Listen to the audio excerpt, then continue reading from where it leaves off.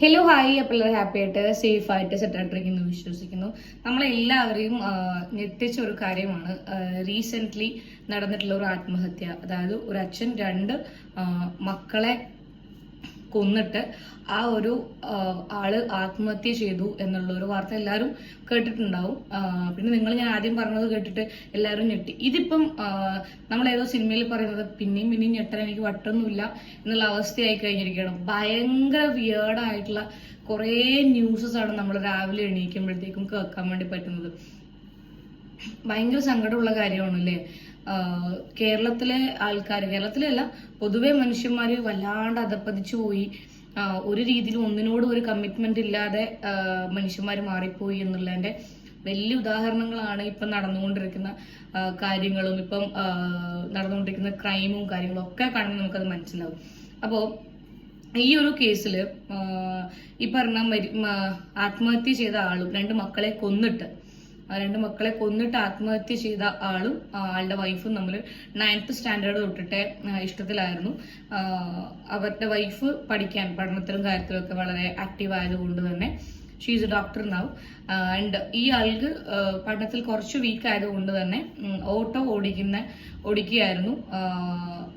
Like അത് കഴിഞ്ഞ് ഗൾഫിലൊക്കെ പോയി. അങ്ങനെയാണ്. അതായത് വൈഫ് ഡോക്ടറാണ്, ഹസ്ബൻഡിന് പറയത്തക്ക വിദ്യാഭ്യാസമോ കാര്യങ്ങളോ ഒന്നുമില്ല. വർക്ക് ചെയ്തുകൊണ്ടിരുന്നു. ആദ്യം ഓട്ടോ ഓടിച്ചുകൊണ്ടിരുന്നു. ദെൻ ആഫ്റ്റർ മാരേജ് ഒരു ആഫ്റ്റർ മാരേജ് ഇവർ ഗൾഫിൽ പോയി. Then she had a baby. ആൾക്കൊരു കുട്ടിയായി. അത് കഴിഞ്ഞിട്ട് കുഞ്ഞിനെ നോക്കാനും കാര്യങ്ങൾക്കൊക്കെ ആയിട്ട് ആള് ഗൾഫിൽ നിന്ന് വന്നു. ദെൻ അത് കഴിഞ്ഞിട്ട് വേറൊരു കുട്ടിയായി. അപ്പം ആള് ലൈക്ക് PG ചെയ്യാൻ എന്നുള്ളൊരു താല്പര്യത്തോടു കൂടി PG ചെയ്യാൻ വേണ്ടി പോയി. അപ്പൊ ആ ഒരു സാഹചര്യത്തില് രണ്ട് മക്കളെ നോക്കാൻ വേണ്ടി ഈ പറയുന്ന ആത്മഹത്യ ചെയ്ത ആള് വീട്ടിൽ തന്നെയായി. മക്കളെ നോക്കി വീട്ടിൽ തന്നെയായി. അങ്ങനെ ആവുന്ന സാഹചര്യത്തില്, അതായത് നോർമലി അങ്ങോട്ടും ഇങ്ങോട്ടും വളരെ അണ്ടർസ്റ്റാൻഡിങ്ങിൽ പോകുന്ന ആൾക്കാരാണെന്നുണ്ടെങ്കിൽ ഇതൊന്നും ഒരു വിഷയമല്ല. നിങ്ങൾ എബ്രോഡൊക്കെ കാണുന്നില്ലേ? എത്ര ആൾക്കാരുണ്ട്, വൈഫ് ജോലിക്ക് പോവും, ഹസ്ബൻഡ് മക്കളെ കെയർ ചെയ്യും, ഒക്കെ ചെയ്യും. അതിലൊന്നും ആർക്കും ഒരു പ്രശ്നമില്ല. ഇത് നമ്മുടെ നാട്ടിലാകുന്ന സമയത്ത് കുറേ ഡിഫറൻസസ് ഉണ്ട്. ഈ എബ്രോഡൊക്കെ എന്ന് പറഞ്ഞിട്ടുണ്ടെങ്കിൽ എല്ലാവർക്കും അവരവരുടെ കാര്യം, അവരവരുടെ ലൈഫ്, അവർ പല കാര്യങ്ങളിലും ബിസി ആയിരിക്കും. അയൽ പക്കത്തേക്ക് എത്തി നോക്കുന്ന സ്വഭാവം അവിടെ ഉണ്ടാവില്ല. അതുകൊണ്ട് തന്നെ അവർക്ക് അതൊരു വിഷയം, ഹസ്ബൻഡ് ആൻഡ് വൈഫിനൊരു വിഷയമേ അല്ല. Very happy. അവർ അങ്ങോട്ടും ഇങ്ങോട്ടും വളരെ ഹാപ്പി ആയിരിക്കും. അറ്റ് ദ സെയിം ടൈം അത് ഇങ്ങോട്ട് വരുന്ന സമയത്ത് മക്കളെ നോക്കി വീട്ടിലിരിക്കുന്ന ഒരു ഹസ്ബൻഡിന് അപ്പുറത്തും ഇപ്പുറത്തും കേൾക്കേണ്ടി വരുന്ന കുറേ കാര്യങ്ങളുണ്ടാവും.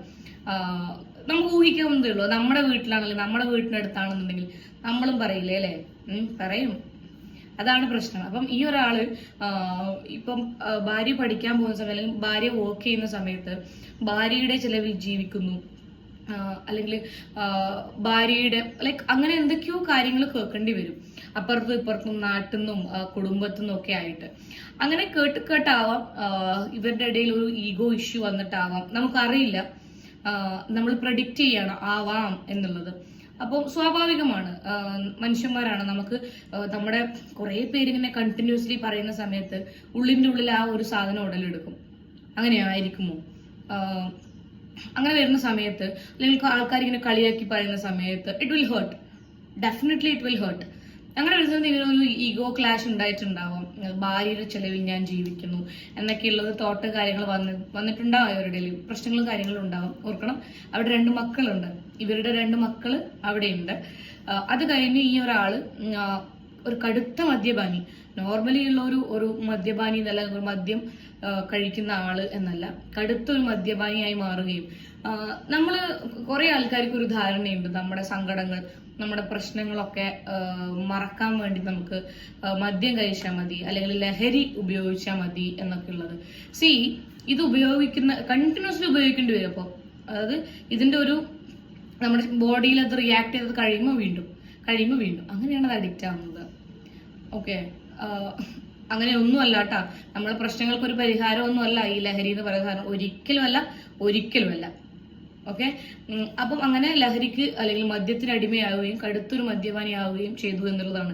അങ്ങനെ ഇരിക്കുന്ന സമയത്താണ് ആളുടെ വൈഫിന് എക്സാമും കാര്യങ്ങളും. വീട്ടിലെ സ്ഥിരമായിട്ടുള്ള മദ്യപിച്ചിട്ടുള്ള പ്രശ്നങ്ങളും ഇവരുടെ ഇടയിലുള്ള പ്രശ്നങ്ങളും ഒക്കെ ആയിട്ട് പഠനത്തിൽ അല്ലെങ്കിൽ എക്സാമിൽ ഉഴപ്പിപ്പോകും, അല്ലെങ്കിൽ എക്സാമിൽ മാർക്സ് കുറഞ്ഞു പോകും എന്നുള്ള ഒരു ധാരണ കൊണ്ട് ഈ വൈഫ് അടുത്തുള്ള ഒരു ലേഡീസ് ഹോസ്റ്റൽ ആയിരിക്കാം, അല്ലെങ്കിൽ ഇതുപോലെ നമ്മുടെ എവിടെയുണ്ട് ക്രിസ്ത്യൻ പള്ളി അല്ലെങ്കിൽ ഇങ്ങനെ അത് അവരുടെ ലേഡീസ് ഹോസ്റ്റലുകൾ ഉണ്ടാവും. പിന്നെ നമ്മളെ മന്ദിരങ്ങളുടെ എല്ലാം കീഴിൽ പ്രവർത്തിക്കുന്നൊക്കെ ലേഡീസ് ഹോസ്റ്റലുകളൊക്കെ ഉണ്ട്. അങ്ങനെ അവിടെ പോയി ഇരുന്ന് പഠിക്കാൻ വേണ്ടി പോവുകയാണ്. അങ്ങനെ പോയ സമയത്ത് ഈ അച്ഛൻ ലൈക്ക് ഇവരെ അച്ഛൻ ഒന്നും വിളിക്കാൻ പറ്റില്ല. എങ്ങനെ അച്ഛൻ വിളിക്കുന്നതിൽ എങ്ങനെയാണ് ഒരു അച്ഛൻ 2 മക്കളെ അതായത് സ്റ്റെയർ കേസിൽ ഇങ്ങനെ തൂക്കിയിട്ട് കൊല്ലുന്നത്? No, we can call him father. Okay, അങ്ങനെ പോകുന്ന സമയത്ത് ഈ ഒരാൾ രാത്രി 1:30-ക്കാണ് 1:30-ക്ക് ഫാമിലിയിൽ അടുത്തിട്ടുള്ള ആൾക്കാർക്കൊക്കെ വോയിസ് മെസ്സേജ് അയക്കുകയാണ്, എന്നോട് ക്ഷമിക്കണം, ഞാൻ എൻ്റെ കുട്ടികളെയും കൊണ്ട് പോവുകയാണ്. ഓക്കെ, മസനഗുഡി വഴി ഊട്ടിയിലേക്കല്ല പോകുന്നത്, ആ കുട്ടികളെ കൊല്ലുകയാണ് ഈ അച്ഛൻ. കൊന്നിട്ട് മേ ബി അല്ല, ഫോർ ഷുവർ ഇയാൾ മദ്യത്തിന്റെ ലഹരിയിലായിരുന്നിരിക്കാം, കടുത്തൊരു മദ്യപാനിയാണല്ലോ, മദ്യത്തിന്റെ ലഹരിയിലായിരുന്നിരിക്കാം. ഞാൻ കുട്ടികളെയും കൊണ്ട് പോവുകയാണ്, എന്നോട് ക്ഷമിക്കണം, ഞാൻ പറ്റുന്നത്രയൊക്കെ ശ്രമിച്ചു നോക്കി, എന്നെ കൊണ്ട് പറ്റുന്നില്ല, ഇനി ആകെയുള്ള ഒരു സൊല്യൂഷൻ എന്ന് പറയുന്നത് മരിക്കൽ. എൻ്റെ പൊന്നു ചെങ്ങായി, ഇനിയിപ്പോൾ നമ്മൾ ഒന്നും പറഞ്ഞിട്ട് കാര്യമില്ല, ബട്ട് സ്റ്റിൽ ഇവർക്ക് ജീവിതം മടുത്തു, അല്ലെങ്കിൽ പിന്നെ ഇവർക്ക് മരിക്കുന്നത് ഒരു പ്രശ്നമില്ലായിരുന്നു. ആ 2 പൈതങ്ങൾ എന്ത് പിഴച്ചു? അവർക്ക് ജീവിക്കാനുള്ള റൈറ്റ്സ് ഇല്ലേ, ഒരു അർഹതയില്ലേ? നിങ്ങൾ 2 പേരുടെയും പ്രശ്നത്തിന്റെ ഇടയിൽ ഒന്നും അറിയാത്ത 2 കുട്ടികൾ എന്ത് പിഴച്ചു എന്നാണ് ഞാൻ ആലോചിക്കുന്നത്. അത് ചിലപ്പോൾ മദ്യത്തിന്റെ ലഹരിയിൽ അതെന്റെ മക്കളാണ് എന്ന് പോലും, അല്ലെങ്കിൽ എങ്ങനെയാണ് ഒരു കുഞ്ഞു കുട്ടീനെല്ലാം നമുക്ക് എൻ്റെ അമ്മയൊക്കെ ചിന്തിക്കാൻ പോലും പറ്റില്ല. കാരണം ഐ ഡു ഹാവ് അമ്പുച്ചു. അപ്പൊ അതൊക്കെ ചിന്തിക്കുന്നത് എനിക്ക് ഭയങ്കര പേടിയാണത്. നമുക്കത് ഒരിക്കലും പറ്റില്ല. അപ്പൊ അങ്ങനെ ഇയാൾ ആത്മഹത്യ 2 മക്കളെ കൊന്നിട്ട് ഈ ഒരാൾ ആത്മഹത്യ ചെയ്യുകയാണ് ഉണ്ടായത്. ഇതില് ശരിയാണ്, ഈ ഒരു ഇവരുടെ ഭാര്യക്ക് പഠിക്കണം, എക്സാമിൽ കോൺസെൻട്രേറ്റ് ചെയ്യണം, എക്സാം എഴുതി എല്ലാം ഓക്കെയാണ് ഇവിടെ. കാരണം ഇവർക്ക് ഹസ്ബൻഡ് ഇപ്പം ജോലി കാര്യങ്ങളൊന്നുമില്ല, അപ്പൊ വീട്ടിലെ കാര്യങ്ങളൊക്കെ വൈഫായിരിക്കും നോക്കുന്നത്. ഇതൊക്കെ അവിടെ മാറ്റി വെച്ചിട്ട് ഒറ്റ കാര്യം എനിക്ക് ഇതിൽ പറയാനുള്ളൂ. നോർമലി ഒരു അച്ഛൻ്റെ അടുത്ത് 2 മക്കളെ ഇനി 18 കൊല്ലമാക്കിയിട്ട് വരും, 30 കൊല്ലമാക്കിയിട്ട് ഒരു പ്രശ്നവുമില്ല. പക്ഷേ ഇവിടെ ഈ ഒരു വൈഫിന് അറിയാം ആളുടെ ഹസ്ബൻഡ് ആൽക്കഹോളിക് ആണ് എന്നുള്ളത്. ഓക്കെ, അതും ചെറിയ രീതിയിലല്ല, നല്ല രീതിയിൽ ആൽക്കഹോളിക് ആണ് എന്നുള്ളത് അറിയാം. She is A doctor. അങ്ങനെയുള്ള സാഹചര്യത്തിലെങ്കിലും മക്കളെ ഒന്ന് മാറ്റാമായിരുന്നു. അതിങ്ങനെ അമ്മ വീട്ടിലില്ലാത്ത സമയത്ത് മക്കളെ മാറ്റാമായിരുന്നു സ്വന്തം വീട്ടിലേക്കോ, അല്ലെങ്കിൽ സ്വന്തം വീട്ടിൽ എന്തെങ്കിലും ഇഷ്യൂസ്, ലവ് മാരേജ് ആയിട്ട് ഇപ്പം എന്തെങ്കിലും ഇഷ്യൂസ് ഒന്നും നമുക്കറിയില്ലല്ലോ. അങ്ങനെ ഇഷ്യൂസ് കാര്യങ്ങളുണ്ട് എന്നുണ്ടെങ്കിൽ കുട്ടികളെ നോക്കുന്ന, ഇപ്പം ആൾ ഓൾറെഡി പഠിക്കാൻ വേണ്ടി ഹോസ്റ്റലിലേക്ക് മാറി, അങ്ങനെ മക്കളെ കെയർ ചെയ്യുന്ന ഏതെങ്കിലും സ്ഥലങ്ങളിലേക്ക് മാറ്റാനോ അങ്ങനെ എന്തെങ്കിലും ശ്രമിക്കാമായിരുന്നു. വേറെ ഒന്നും കൊണ്ടല്ല ഈ ഒരു അച്ഛൻ അല്ല ഈ ഒരാള് ഈ പറയുന്ന ആളുടെ ഹസ്ബൻഡ് ഒരു ആൽക്കഹോളിക് ആണ് എന്നുള്ളത് കൊണ്ട് മാത്രം മക്കളെ എവിടെ നിന്ന് മാറ്റാമായിരുന്നു. അങ്ങനെ ചെയ്തിട്ടുണ്ടായിരുന്നെങ്കിൽ ആ കുട്ടികൾ ഇപ്പം ഇവരെന്തായാലും, കാരണം ജീവിതം അടുത്ത് വേറൊരു വഴിയിലാണ് നിൽക്കും, അവരെന്തായാലും ആത്മഹത്യ ചെയ്യുമായിരിക്കാം, മക്കൾ രക്ഷപ്പെട്ടേനെ അല്ലേ.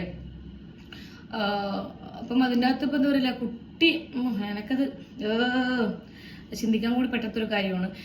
കഴിഞ്ഞൊരു ദിവസം ഞാൻ വീട്ടിലിങ്ങനെ ഇരിക്കുന്ന സമയത്ത് അമ്മ എൻ്റെ അടുത്ത് പറഞ്ഞു, ആ ഒരു ന്യൂസ് കണ്ടിട്ടില്ലേ, ഒരു ഹസ്ബൻഡ് ആൻഡ് വൈഫ് ഡിവോഴ്സ് ആയിട്ട് പിന്നെ കോർട്ടിൽ നിന്ന് ഓർഡർ വരികയാണ്, ആഴ്ചയിൽ ഒരു ദിവസം കുട്ടീനെ ഇത്ര ടൈം ടു ഇത്ര ടൈം അച്ഛൻ്റെ കൂടെ വിടണം എന്നുള്ളത്. ഇവർ 2 ലൈക്ക് എനിക്കറിയില്ല, കറക്റ്റായിട്ട് എനിക്ക് ഓർമ്മയില്ല, wife from India and husband from അബ്രോഡിൽ എവിടെയോ ആണോ തോന്നുന്നു.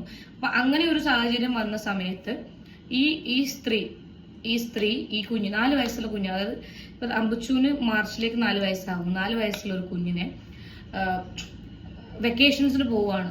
കാരണം അപ്പുറത്തുള്ള ആൾക്കാർക്കൊക്കെ ഒരു പറഞ്ഞിട്ടായിരിക്കുമല്ലോ പോവുക, വെക്കേഷൻസിന് പോവുകയാണെന്ന് പറഞ്ഞിട്ട് പോയിട്ട് റൂമിൽ പോയി കൊന്നിട്ട് കഷ്ണങ്ങളാക്കി കളഞ്ഞു എന്നുള്ള ഒരു ന്യൂസ്.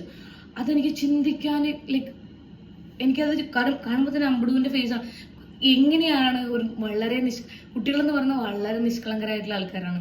എങ്ങനെയാണ് ആ ഒരു കുഞ്ഞിനെ ഈ ഈ ഡെലിവറി പെയിൻ എന്നൊക്കെ പറയുന്നത് ഏറ്റവും ഭയങ്കരമായിട്ടുള്ള ഒരു അവസ്ഥയാണെന്നൊക്കെ ഞാൻ കേട്ടിട്ടുണ്ട്. കാരണം I already have A sister. അപ്പോൾ ഞാൻ പറഞ്ഞു കേട്ടിട്ടുണ്ട്, അല്ലാണ്ട് ഫ്രണ്ട്സും ഒക്കെ പറഞ്ഞ് ഞാൻ കേട്ടിട്ടുണ്ട്. അപ്പോൾ ഇതിൻ്റെ ATM എന്ന് വന്നതാണോ? വളരെ സിമ്പിളായിട്ട് വന്നതാണോ? നിങ്ങളതിനെ ഒരു 8-9 മാസം നിങ്ങളുടെ ശരീരത്തോട് ചേർത്ത് വെച്ചിട്ട് അത്രയും വേദന സഹിച്ച് പ്രസവിച്ച് 4 വയസ്സ് വരെ അതിനെ നോക്കി അങ്ങനെ ആക്കിയിട്ട് എങ്ങനെയാണ് നിങ്ങളുടെ ഹസ്ബൻഡിനോടുള്ള ഒരു ദേഷ്യത്തിൻ്റെ പുറത്ത്, അല്ലെങ്കിൽ നിങ്ങളുടെ സെൽഫിഷ്നെസ്സിന് വേണ്ടിയിട്ട് നിങ്ങളെ കുഞ്ഞിനെ നിങ്ങൾക്ക് കൊല്ലാൻ പറ്റുന്നത്? എത്രയോ ആൾക്കാർ ഉണ്ട്. പിന്നെ ഒരു കുഞ്ഞിനെ തരണം, ഒരു കുഞ്ഞിന് ഉണ്ടാവണമെന്ന് ആഗ്രഹിച്ച് ജീവിക്കുന്ന ആൾക്കാരുണ്ട്.